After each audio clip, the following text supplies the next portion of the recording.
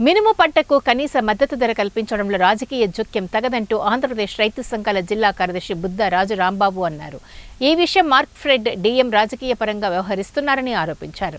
MD జిల్లాకు చెందిన AP Markfed chairman Karrothu Bangarraju బంధువని Rambabu విమర్శించారు. మినుము పంటకు మార్కెట్ ధర కల్పించి పంట పండించిన రైతుకు న్యాయం జరిగేందుకు కూర్చున్న చోటు నుంచి కదిలే ప్రసక్తే లేదని అన్నారు.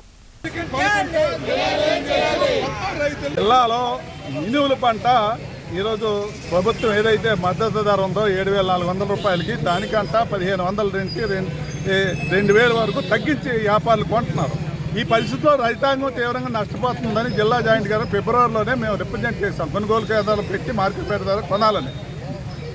దానికి తగిన అనుమతులు జేసీ గారు తీసుకొచ్చి 3 మాసాల కిందటే కొనుగోలు కేంద్రాలు 5 ప్రారంభిస్తున్నట్టు ప్రకటించారు, ఓపెన్ చేశారు. కానీ ఈ రోజు కూడా ఒక గింజ కూడా కొనలేదు. దానికి కారణాలు ఏంటంటే నిబంధనలు సరిపోవని చెప్తున్నాడు.